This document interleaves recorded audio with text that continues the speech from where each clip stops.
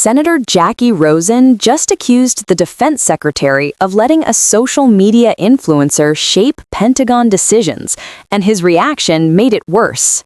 Senator Rosen, you're recognized. I thought I would just create a stir down there. No, I thank you to my seatmates on both sides. Thank you, Mr. Chairman. We take care of each other.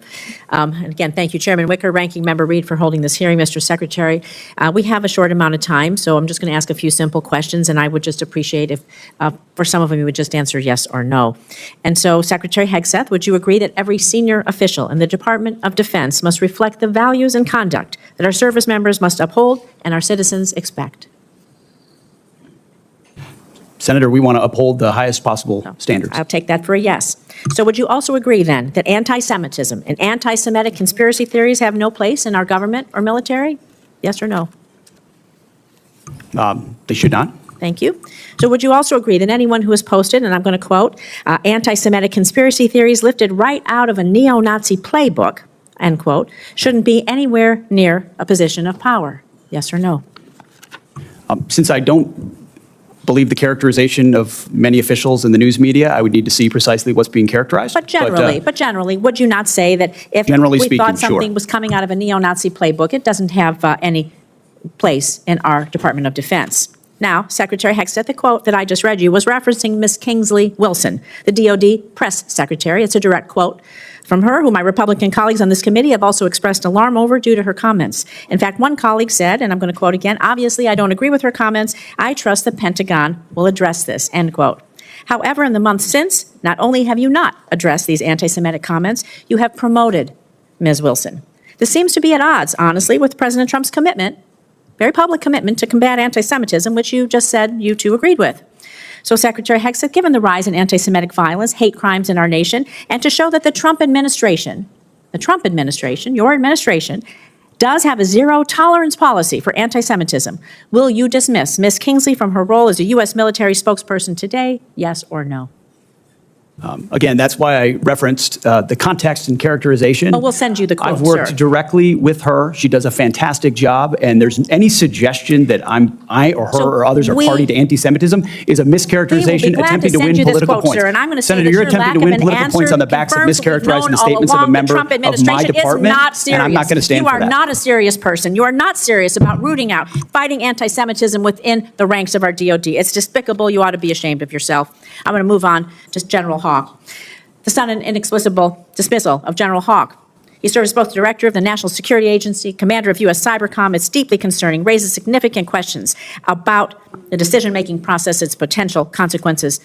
Public reports indicate that the removal of General Hawk, who has served his country proudly, has been influenced by social media influencer, a personality on social media, Laura Loomer, spreads conspiracy theories. She's been denounced even by Republicans. And the idea is that any leaders within our agencies responsible for our nation's security, somebody would be dismissed based on the advice of a social media influencer, is alarming to say the least. It's surely not how we should be running our military. So were you consulted regarding General Hawk's dismissal, yes or no?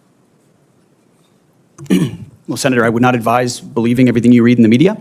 And I'm consulted on every single decision. Okay, I'm the decision maker for the department, and we all serve at the pleasure of the president. And we have the prerogative to make those decisions for the best for the country. Did you personally approve Mr. Hawk's dismissal, yes or no?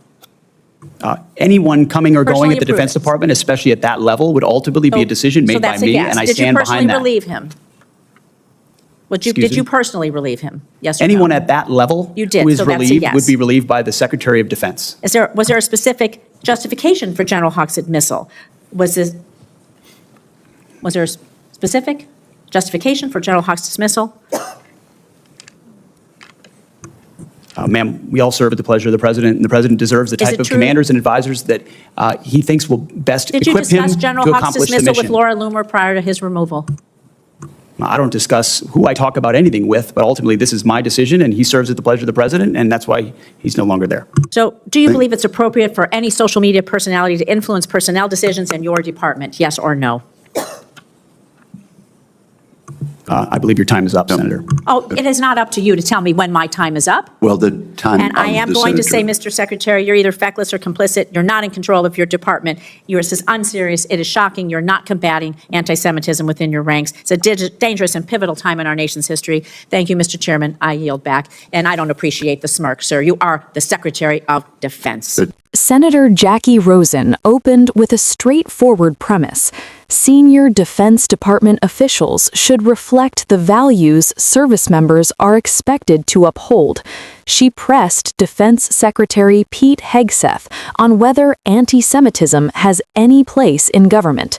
What followed wasn't a clean affirmation, but layered responses that quickly escalated the exchange.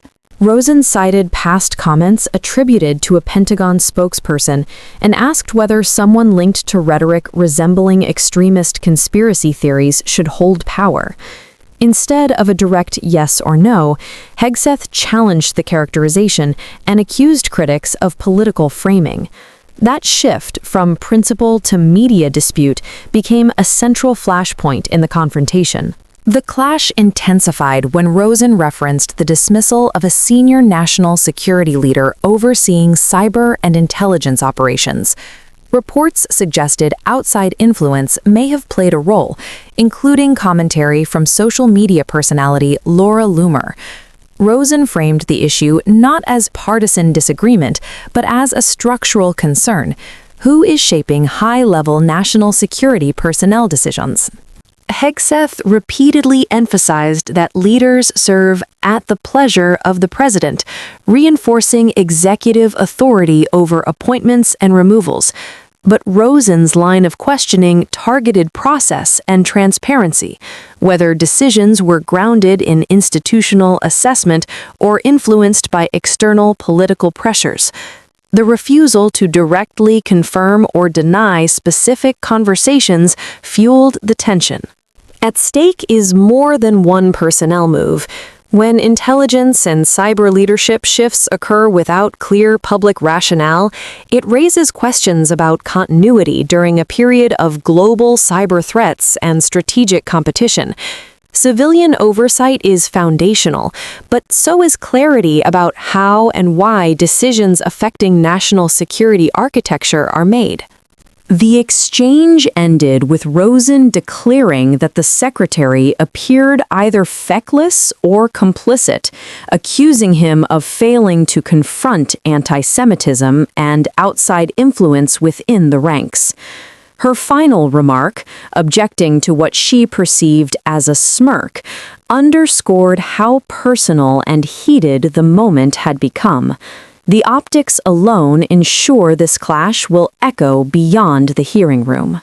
If you believe national security leadership demands transparency, accountability, and seriousness, especially in moments of rising global tension, stay informed.